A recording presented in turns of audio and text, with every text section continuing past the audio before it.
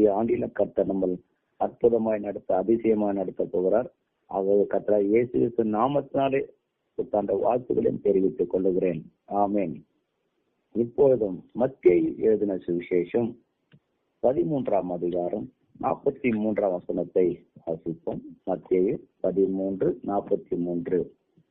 அப்போது நீதிமான்கள் தங்கள் பிதாவின் ராஜ்யத்திலே சூரியனைப் போல பிரகாசிப்பார்கள். கேட்கிறதுக்கு காதுள்ளவன் கேட்க கடவன். அல்லேலூயா. இயேசு தம்முடைய ஜனங்களை பார்த்து பேசுகிற ஒரு வார்த்தை. இந்த பூமியில இருக்கும்போது அங்கே ஒரு பரலோகத்துக்குரிய காரியங்கள் என்ன என்பதை குறித்து ஊமையாக பேசுகிறார். பிற்பாடு சீஷர்களிடத்திலே அதை சொல்லுகிறார். அந்த முடிவில் இயேசு கிறிஸ்து இந்த வார்த்தையை பேசுகிறார். அப்பொழுது, எப்போது, அது முடிவிலே நடக்கக்கூடிய காரியங்கள் எப்படி இருப்பார்கள் என்பதை குறித்து இயேசு பேசுகிறார். நீதிமான்கள் தங்கள் பிதாவின் ராஜ்யத்திலே சூரியனை போல பிரகாசிப்பார்கள். ஹல்லேலூயா. அப்போ பிரகாசிக்கிற நீதிமான்கள் ஞானவான்கள். கர்த்தர் நம்மை இந்த பூமியிலே பிரகாசிக்க வைக்கிறவராய் இருக்கிறார். எப்படி பிரகாசிக்க முடியும்? ஆண்டவர் சொல்றார், சூரியனை போல பிரகாசிப்பார்கள். பிதாவின் ராஜ்யம். அப்போ தேவனுடைய பிள்ளைகள் எப்படி பிரகாசிப்பார்கள் என்றால், கொலேசியர் 3:3 நாம் வாசிக்கும் போது, நீங்கள் மரித்தீர்கள், உங்கள் ஜீவன் கிறிஸ்துவுடனே தேவனுக்குள் மறைந்திருக்கிறது. ஹல்லேலூயா. இதனுடைய வேர், இதனுடைய ஆழம் எங்கே இருக்கிறது என்று நம்ம பார்ப்போமானால், நம்முடைய ஜீவன், பரிசுத்தவான்களுடைய ஜீவன் கிறிஸ்துவுடனே மறைந்திருக்கிறது.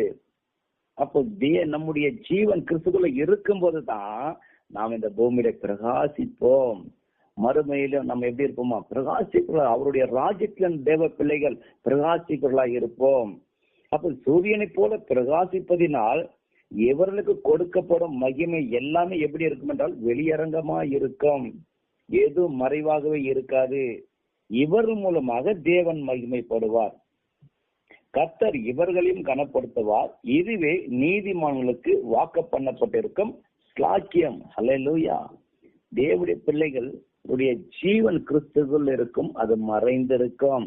எப்ப கிறிஸ்துக்குள்ள மறைந்திருக்கிறதோ நீங்கள நானும் பிரகாசிக்கிற பிள்ளைகளாய் நாம் இருப்போம். ஹல்லேலூயா. அடுத்தபடியாக தானியேல் எழுதின புத்தகம் 12ஆம் அதிகாரம் 3ஆம் வசனத்தை வாசிக்கும் போது, ஞானவான்கள் ஆகாய மண்டலத்தின் ஒளியை போலவும் அநேகரை நீதிக்குட்படுத்துகிறவர்கள் நட்சத்திரங்களைப் போலவும் என்றென்றைக்கும் உள்ள சதா காலங்களிலும் பிரகாசிப்பார்கள். ஹல்லேலூயா.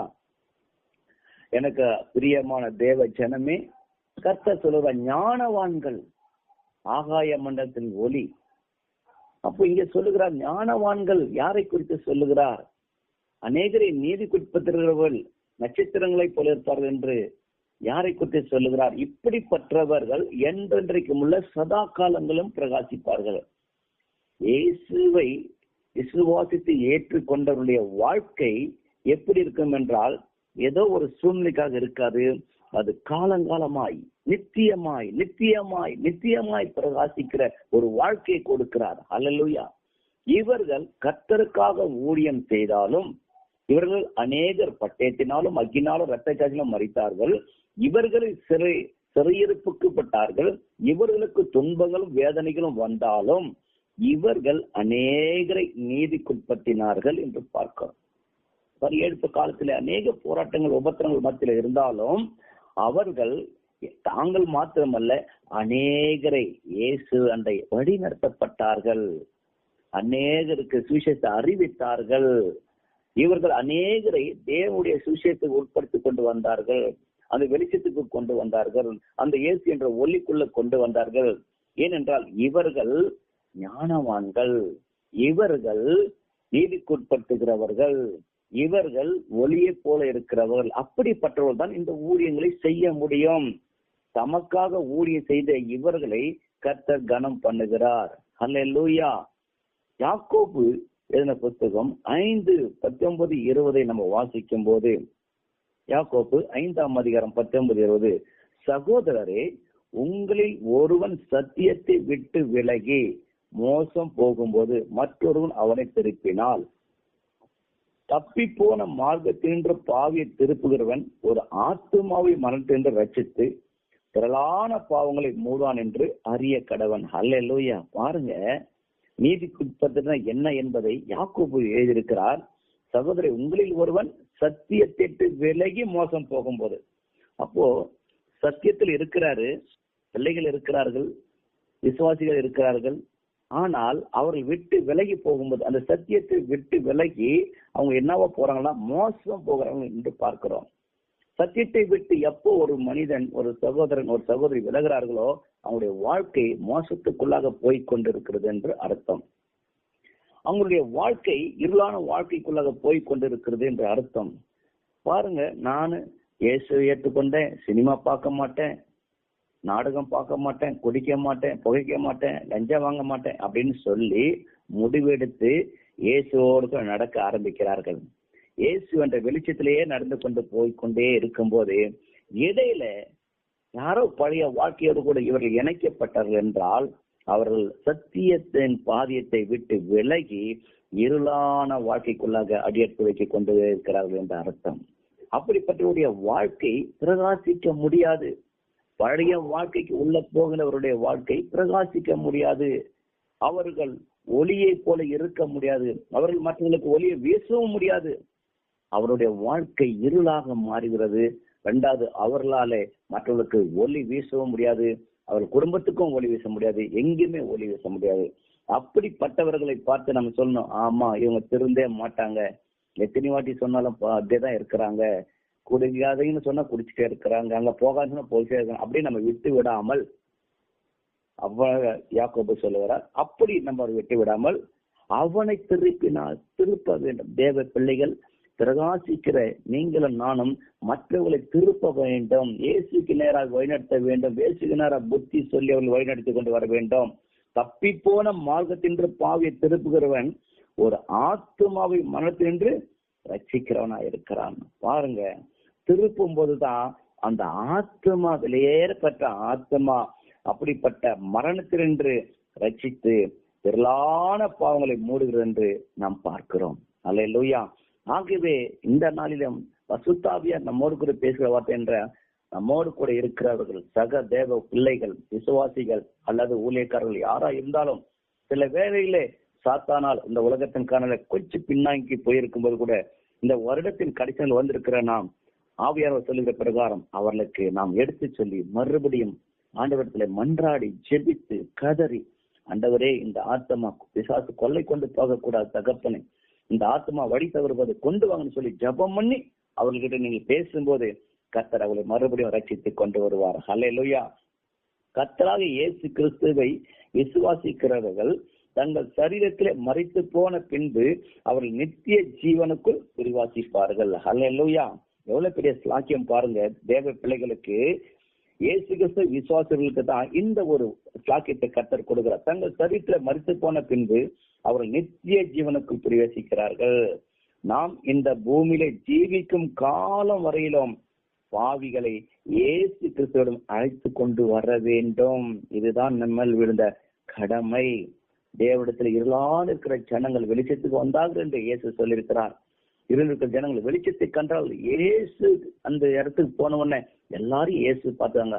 அது போல இந்த கடைசி நாட்களை வாழ்கிற நம்மை பார்த்து அநேகர் வர வேண்டும். பிரகாசிக்கிற நம்மிடத்தில், ஒளியா இருக்கிற நம்மிடத்தில் அநேகர் வந்து அந்த வெளிச்சத்தை காணும்படி வர வேண்டும். அப்படி என்றால் தேவனுடைய அபிஷேகம், தேவனுடைய வல்லமை, தேவனுடைய வார்த்தை தேவ பிள்ளைகள் நமக்குள்ளாக நிலைத்திருக்க வேண்டும். அது மாத்திரமல்ல, பாவிகள் மனம் திரும்புவதற்கு தேவையான ஆவிக்குரிய ஆலோசனை நாம் சொல்ல வேண்டும். தேவ பிள்ளை, ஏன்னா உங்களுக்கும் எனக்கும் அந்த வேத புத்தகத்தை கர்த்தர் கொடுத்திருக்கிறார். இந்த ஒரு பொக்கிஷம், இதிலிருந்து நாம் எடுத்து கொடுக்க வேண்டும். அவர்களுக்கு ஒன்றும் தெரியாது, நம்ம பாவின்னு சொல்லி விட்டுருவோம். இல்ல, ஆண்டவர் சொல்றேன், அவங்க கிட்ட போய் பேசு. மனம் திரும்புகிற ஒரு பாவினிட்ட பரலோகம் சந்தோஷப்படும். அதுதான் பிரகாசிக்கிற ஒரு விளக்கு. தேவனுடைய வார்த்தை சொல்லி தேவனிடத்துல கொண்டு வருவது, அதுதான் பிரகாசிக்கிற விளக்கு. அவர்கள் தான் ஞானவான்கள். அவர்களை ரட்சிப்புக்கு நேராக வழி நடத்தினவர்களுக்கு அவருடைய மகிமையால் பங்கு கிடைக்கும். பாருங்க, எங்க பங்கு இந்த மாதிரி ஊழியம் செய்யும் போது கர்த்தரிடத்திலே நமக்கு ஒரு பங்கு வருகிறது. தாவீது கூட சங்கீதத்தை சொல்ற, கர்த்தர் என்னுடைய பங்கா இருக்கிறார். ஆமென். கர்த்தருடைய ஊழியத்தை உண்மையாய் செய்கிறவர்களுக்கு இரட்டிப்பான நன்மையே கர்த்தர் கொடுக்கிறார். ஞானவான்களை பற்றி நாம் பார்க்கும்போது நீதிமொழிகள் 11:30 நாம் வாசிப்போம். நீதிமானுடைய பலன் ஜீவ விருட்சம், ஆத்துமாக்களை ஆதாயப்படுத்திக் கொள்ளுகிறவன் ஞானம் உள்ளவன். அல்லேலூயா. பாருங்க, யாரு ஞானவான் பார்த்தா ஆத்துமாக்களை ஆதாயப்படுத்திக் கொள்ளுகிறவர்கள் ஞானம் உள்ளவர்கள். அல்லேலூயா. நீதிமன்ற பலன் ஜீவ விருட்சம். இந்த ஜீவ விருட்சங்கிறது நித்தியமானது. இதனுடைய அவ்வளவு உள்ளான கருத்து பார்த்தீங்கன்னா, இது ஆதியாமத்துல தொடங்கி இருக்கும், வெளிப்படுத்தல முடித்திருக்கும் இந்த ஜீவ விருட்சத்தை குறித்து. ஆகவே இது ஆழமான ஒரு காரியங்கள். ஆனால் இங்க பார்க்கிறோம், நீதிமன்ற அப்படி என்றால் எப்போதும் தேவனோடு கூட இருப்பது, இப்படிப்பட்டவர்கள் இயேசுவோடு கூட வாழ்வது, அவருடைய ராஜ்யத்தில் இருப்பது, நம்ம பிரகாசியமாய் தேவன் நம்மளை வைப்பது, இந்த பூமியில இருக்கும் போதும் கர்த்தர் நம்மளை பிரகாசிக்க செய்வது. ஆகவே தான் நீதிமானுடைய பலன் ஜீவ விருட்சம், அது அழியாது, கெட்டு போகாது, என்றென்றைக்கும் இருக்கும். இதை இயேசுவே கொடுக்கிறார். இரண்டாவது காரியம், ஆத்துமாக்களை ஆதாயப்படுத்திக் கொள்கிற ஞானம் உள்ளவன். பாருங்க, ஆத்துமாக்களை ஆதாயப்படுத்தணும். ஞானம் எதுக்காகன்னா ஆத்துமாக்களை ஆதாயப்படுத்த. நீதிமான்கள் ஜீவ விருட்சம் போன்றவர்கள். அப்படிப்பட்டவர்களிடத்துல ஆவியின் கனிகள் நிரம்பி இருக்கும். தேவ பிள்ளைகளாக உங்களுக்குள்ள எனக்குள்ளாக என்ன இருக்க வேண்டும் என்றால் ஆவியின் கனிகள் நிரம்பி இருக்கின்றோம். அந்த நிரம்பி இருக்கும் போது அடுத்தவங்க நம்ம சொல்லணும், அதுல இருந்து எடுத்து கொடுப்போம். அப்போ ஆவியின் கனிகள் நமக்குள்ள வரணும். நாம் யாருக்குள்ளாக இருக்க வேண்டும்? கிறிஸ்தேசுக்குள்ளாக இருக்க வேண்டும். நீதிமான்கள் கர்த்தருக்கு பயந்து ஜீவிப்பார்கள், கர்த்தரிடத்தில் பயபக்தியோடு இருப்பார்கள், தங்களுக்கு சொல்லப்படும் ஆலோசனைகளையும் புத்திமதிகளையும் கடிந்து கொள்ளும் வார்த்தைகளையும் அப்படியே ஏற்றுக்கொள்வார்கள். அப்போ அவர்கள் தான் நீதிமான்கள். இவர்கள் இந்த பிரபஞ்சத்துல வாழ்ந்தாலும், இந்த உலகத்துல வாழ்ந்தாலும், இவர் உலகத்துக்குரிய இருக்க மாட்டார்கள். இவரிடத்துல உலக சிநேகம் இருக்காது. பரலோகமே இவருடைய இலக்கவா இருக்கும். பரலோகம் தான் இவருடைய நோக்கம், இவருடைய திட்டம். அப்படிதான் இவரோடு கூட இருக்கும். அதுவே இவருடைய வாஞ்சை. பரலோகமே இவருடைய நித்திய வாசஸ்தலமா இருக்கும். ஹல்லேலூயா. நீதிமான்கள் கர்த்தருடைய சமூகத்தில் விழித்திருந்து ஜெபிப்பார்கள். பாருங்க, இதெல்லாம் நீதிமான்கள் தான் விழித்திருந்து ஜெபம் பண்ணுற ஒரு அனுபவம் இருக்கும். இரவு நேரத்துல தன்னுடைய குடும்பத்துக்காக, பிள்ளைக்காக, மனைவிக்காக, தாம் இருக்கிற அந்த பட்டணத்துக்காக, தெருவுக்காக, நம்ம இருக்கிற அந்த மாநிலத்துக்காக, மாவட்டத்துக்காக, அந்த தேசத்துக்காக இரவும் பகலும் ஜெபிப்பார்கள். விழித்திருந்து ஜெபிப்பார்கள், திறப்பில் நின்று ஜெபிப்பார்கள். அடிந்து போற ஆத்துமாக்களை கண்ணீரோடு பாரத்தோடு ஜெபிப்பார்கள். அவள் இருதயம் ஏவிக்கொண்டே இருக்கும். அழிந்து போற ஆத்மா எப்படியாவது இயேசுல கொண்டு வரணும் என்பதற்காக இரவும் பகலும் அவள் கண் விழித்து ஜெபித்துள்ளா இருப்பார்கள். நீதிமானுடைய கனிகள் அநேகருடைய ஆவிக்குரிய ஜீவிதத்திற்கு அது போஜனமாகவும் பிரயோஜனமாகவும் இருக்கும். ஹல்லேலூயா. அப்ப நீதிமானுடைய கனிகள் அநேகர் ஆவிக்குரிய ஜீவியத்துக்கு அது எப்படி இருக்கும்னா அது ஒரு உணவை போல இருக்கிறது. ஏன்னா இயேசு ஒரு இடத்துல சொல்லுவாரு, யோவான்ல 4 பார்க்கும்போது அவர் சொல்றாரு, பிதாவின் சித்தத்தை செய்து முடிப்பது எனது போஜனம். ஆகவே நீங்களும் ஆவிக்குரியத்துல அநேகர் தேவனுடைய வார்த்தை சொல்லும் போது அது போஜனமாகவும் அது பிரயோஜனமாக இருக்கும். அது மாத்திரம் இல்லைங்க, அது சபைக்கு அலங்காரமா இருக்கும். நீதிமன்றத்தில் ஞானம் நிரம்பி இருக்கும். ஏன்னா ஆத்மாக்களோடு எப்படி பேச வேண்டும், சத்தியத்தை எப்படி சொல்ல வேண்டும் என்பதை நன்கு அறிந்திருப்பார்கள். ஆகவே தான் அப்படிப்பட்டவர்கள் ஞானவான்கள். யோவான் 5:35 வாசிக்கும் போது அவன் எரிந்து பிரகாசிக்கிற விளக்காக இருந்தான். அல்லேலூயா. யோவான் பாருங்க, இயேசு சொல்றாரு, யோவானுக்கு சாட்சி, அவன் எரிந்து பிரகாசிக்கிற விளக்காக இருந்தான். தேவ பிள்ளைகளை நம்மை குறித்து யாரு சாட்சி சொல்றாங்க? இவங்க எப்பவுமே வெளிச்சமா இருப்பாங்க, இவங்க எப்பவுமே உண்மையா இருப்பாங்க, இவங்க எப்பவுமே உத்தமமா இருப்பாங்க, இவங்க எப்பவுமே தவறா யாருக்கிட்டையும் பேச மாட்டாங்க, பொய் பேச மாட்டாங்க அப்படின்னு சாட்சி நமக்குள்ள இருக்கிறதா நாம் சிந்தித்து பார்க்க வேண்டும். பிலிப்பியர் 2 14, 15, 16 வாசிக்கும் போது, நான் வீணாக ஓடினதும் வீணாக பிரயாசப்படுத்த என்கிற மகிழ்ச்சி கிறிஸ்துவினால் எனக்கு உண்டாயிருப்பதற்கு ஜீவ வசனத்தை பிடித்துக் கொண்டு உலகத்திலே சுடர்களை போல பிரகாசிக்கிற நீங்கள் கோணலும் மாறுபடமான சந்தையின் நடுவிலே குற்றமற்றவர்களும் கபடற்றவர்களும் தேவனுடைய மாசற்ற பிள்ளைகளாக இருக்கும்படிக்கு எல்லாவற்றையும் ஒரு பிள்ளைகளும் தரிசனம் செய்யுங்கள். ஹல்லேலூயா. பாருங்க, இதைத்தான் சொல்றாரு. எங்கவா கிறிஸ்துவினாலே நமக்கு உண்டாயிருப்பதற்கு ஒரு மகிழ்ச்சி வரும். ஆகவே ஜீவ வசனத்தை பிடித்துக் கொண்டு நீங்கள் சுடர்களை போல இருக்க வேண்டும். ஹல்லேலூயா. யோபு 22:28 வாசிக்கும் போது, நீர் ஒரு காரியத்தை நிர்ணயிப்பதில் அது உமக்கு நிலைவரப்படும். உங்களுடைய பாதைகளில் வெளிச்சம் பிரகாசிக்கும். பாருங்க, இந்த வசனத்தை நீங்க கை கொண்டு நடக்கும் போது சுடர்களை போல பிரகாசிப்பீங்க. அதை மாத்திரங்கள நீங்க ஏதாவது கத்தரத்தை கேட்டீங்கன்னா, ஆண்டவரே இதை நடக்கணும்னா கத்தர் கண்டிப்பா உங்களுக்காக செய்வாராம். ரெண்டாவது, உங்க பாதையில உங்க வாழ்க்கையில வெளிச்சம் வரும், சமாதானம் வரும், ஆசீர்வாதம் வருங்க. நீதிமொழிகள் 17:9 வாசிக்கும் போது, நீதிமான் தன் வழியை உறுதியாய் பிடிப்பாங்க. நீங்களானும் நீதிமானா இருந்தா அந்த வழிய, அந்த நீதிய, அந்த உத்தமத்தை கெட்டியா பிடிச்சு விட்டுற மாட்டோம். அதே போல நீதிமான் 4:18 நீதிமொழிகள் 4:18 வாசிக்கும் போது, நீதிமானுடைய பாதை நடுப்பகல் வரைக்கும் அதிகமாய் பிரகாசிக்கிற சூரிய பிரகாசம் போல இருக்குங்க. மத்தேயு 5:16 வாசிக்கிறோம், விதமாய் மனுஷர் உங்கள் நற்கிரிகளை கண்டு பரலோகத்தில் இருக்கிற உங்கள் பிதாவை மகிமைப்படுத்தும்படி உங்கள் வெளிச்சம் அவர்களுக்கு முன்பாக பிரகாசிக்க கடவுது. ஹல்லேலூயா. வரிசையாக ஒரு வசனத்தை சொல்லி நான் முடிச்சேன், நீங்க வாசித்துக்கொள்ளும். யோவான் 8:12 மறுபடியும் இயேசு ஜனங்களுக்கு, நான் உலகத்துக்கு ஒளியாய் இருக்கிறேன், என்னை பின்பற்றுகிறவன் இருவே நடுவாமல் ஜீவ ஒளி அடைந்திருப்பான். இந்த நாட்களிடம் கர்த்தர் ஜீவ ஒளியை அடையும்படி உங்களையும் என்ன தெரிந்து கொண்டிருக்கிறார். நம்மளையும் மற்றவர்களை கொண்டு வரும்படி நம்மளை அழைத்திருக்கிறார். இந்த நாளில் நம்மளை ஒப்புக் கொடுப்போம். ஆண்டவரே, நாங்களும் ஞானவான்களாய் நீதிமலை என்று இந்த பூமியில பிரகாசிக்கலாய் இருக்க உதவி செய்யணுமாய் செபிக்கிறோம். மற்றவர்களும் உங்களிடத்துல கொண்டு வர உதவி செய்யணுமாய் செபிக்கிறோம்.